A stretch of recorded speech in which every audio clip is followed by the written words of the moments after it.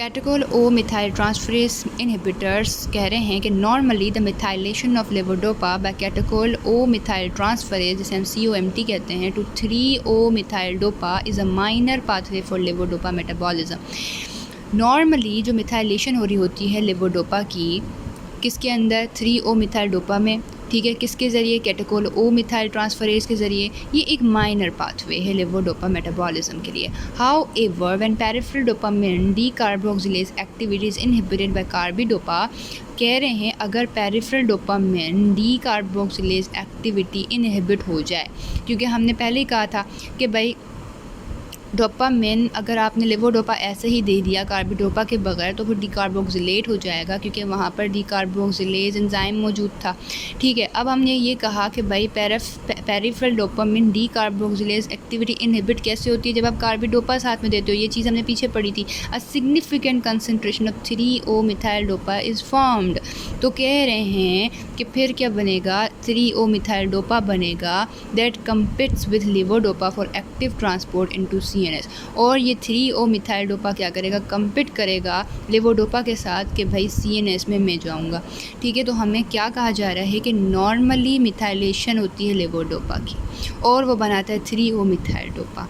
अब आपने लेवोडोपा दे दिया कार्बिडोपा से, आपने बचा दिया कि हाँ भाई डीकार्बोक्सिलेज की इनहिबिशन हो जाए, ठीक हो गया, और फिर बन गया 3O मिथाइल डोपा।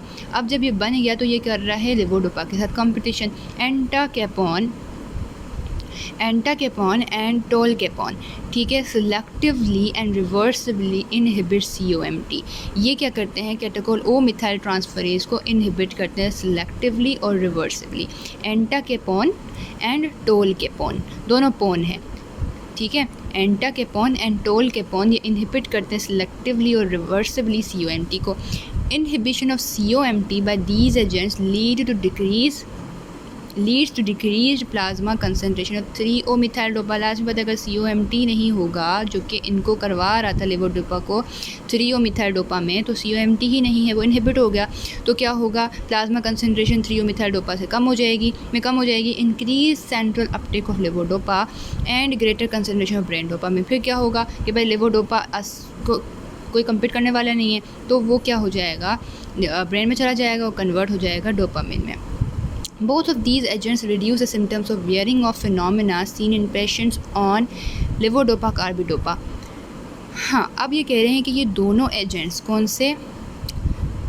पोन वाले, एंटाकेपॉन और टोलकेपॉन, ठीक है। ये क्या करते हैं? जो भी वेयरिंग ऑफ सिम्टम्स उन्हें रिड्यूस करते हैं, जो हम इन पेशेंट्स में देखते हैं। लेवोडोपा कार्बिडोपा जब देते हो तो इन पेशेंट्स में हमें वेयरिंग ऑफ फिनोमिना देखने को मिलता है। ये क्या करते हैं? इन फिनोमिना को रिड्यूस कर देते हैं। The two drugs differ primarily in their pharmacokinetic and adverse effect profiles. अब इनके फार्माकोकाइनेटिक्स में भी हमें डिफरेंस देखने को मिलेगा और एडवर्स इफेक्ट्स देखने को मिलेगा डिफरेंट। फार्माकोकाइनेटिक्स क्या है? फार्माकोकाइनेटिक्स क्या है कि भाई हमने कैसे करने हैं? सबसे पहले तो हम ओरल की बात करते हैं कि अगर हमने ओरल एब्जॉर्प्शन, जब हम ओरली लेते हैं तो वो एब्जॉर्प्शन हो जाती है उन दोनों ड्रग्स की रेडिली हो जाएगी and is not influenced by food. ये केपॉन जो है, एंटाकेपॉन और टोलकेपॉन, ये दोनों ओरली अगर लिया जाए तो वो क्या हो जाएंगे? रेडिली एब्जॉर्ब हो जाएंगे, नॉट इन्फ्लुएंस बाय फूड। इन्हें फूड से कोई इन्फ्लुएंस नहीं है कि भाई हाँ फूड कम है, नहीं है, एम्प्टी है या नहीं है स्टमक, उससे कोई इसका फ़र्क नहीं पड़ता है। इन्होंने रेडिली एब्जॉर्ब होना है। They are extensively bound to plasma albumin, और ये बाउंड हो जाते हैं प्लाज्मा एल्बुमिन के साथ। प्लाज्मा बात शॉर्ट हाफ लाइफ तो नहीं रहे, ठीक है, with a limited volume of distribution, लेकिन इनकी वॉल्यूम ऑफ डिस्ट्रीब्यूशन कम है।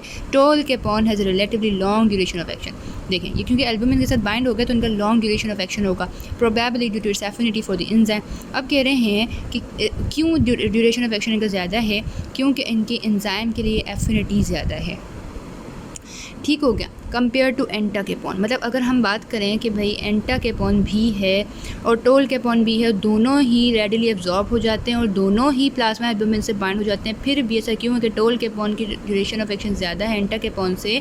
तो वो इस वजह से क्योंकि इसका एफिनिटी एंजाइम के लिए ज़्यादा है, which requires more frequent dosing. और एंटाकेपॉन को हमें बार बार मतलब देना पड़ता है, दिन में 2 मरतबा 3 मरतबा में भी। Both drugs are extensively metabolized eliminated in feces and urine, दोनों ही मेटाबोलाइज होंगे और दोनों ही एलिमिनेट होते हैं फीसेस एंड यूरिन के थ्रू। The doses may need to be adjusted in patients, doses हमें एडजस्ट रखना पड़ेगा पेशेंट्स में विद मॉडरेट और सिवियर सिरोसिस, ठीक है, मतलब उन पेशेंट्स में जो सिरोसिस के पेशेंट्स हैं, बेशक मॉडरेट या सिवियर हों।